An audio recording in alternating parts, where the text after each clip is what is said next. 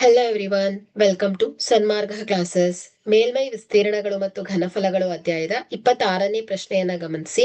ಒಂದು ಗೋಳದ ತ್ರಿಜ್ಯ 2r ಆಗಿದ್ದರೆ ಅದರ ಘನಫಲವು ಆಯ್ಕೆ ಎ 4/3 πr ಕ್ಯೂಬ್, ಆಯ್ಕೆ ಬಿ 4 πr ಕ್ಯೂಬ್, ಆಯ್ಕೆ ಸಿ 8/3 πr ಕ್ಯೂಬ್, ಆಯ್ಕೆ ಡಿ 32/3 πr ಕ್ಯೂಬ್.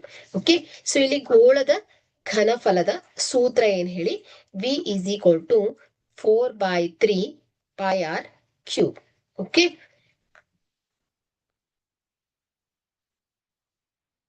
ಸೊ ಇಲ್ಲಿ ಇದನ್ನ ಕ್ಯಾಪಿಟಲ್ ಆರ್ ಅಂತ ತಗೊಳ್ಳೋಣ. ಓಕೆ, ಸೊ ಇಲ್ಲಿ ಆರ್ ಅನ್ನೋದು ತ್ರಿಜ್ಯ. ಓಕೆ, ಸೊ ಇಲ್ಲಿ ಒಂದು ಗೋಳದ ತ್ರಿಜ್ಯ 2r ಆಗಿದ್ದಾರೆ ಅಂತ ಕೇಳಿದ್ದಾರೆ. ಸೊ ಅಂದ್ರೆ ಈ capital R is equal to ಏನಾಗಿದೆ, 2r ಆಗಿದ್ದಾರೆ. ಓಕೆ, ಇದನ್ನ ಸೂತ್ರದಲ್ಲಿ ಅನ್ವಯಿಸಿದಾಗ v is equal to 4/3 pi, so ಇಲ್ಲಿ ಆರ್ ಏನ್ ಹೇಳಿ 2r ಹೋಲ್ ಕ್ಯೂಬ್ ಆಗುತ್ತೆ.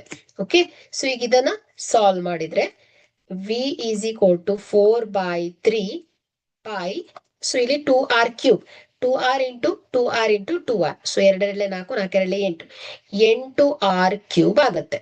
Okay, so v is equal to 8 4 32 pi r cube divided by 3 ಆಗುತ್ತೆ. ಓಕೆ, ಹಾಗಾದ್ರೆ ಇಲ್ಲಿ ಆ ಆಪ್ಷನ್ ಅನ್ನ ಗಮನಿಸಿದ್ರೆ ತ್ರಿಜ್ಯ 2r ಆಗಿದ್ರೆ ಅದರ ಘನಫಲ ಏನಾಗುತ್ತೆ ಹೇಳಿ, 32/3 ಪೈ ಆರ್ ಕ್ಯೂಬ್ ಆಗುತ್ತೆ.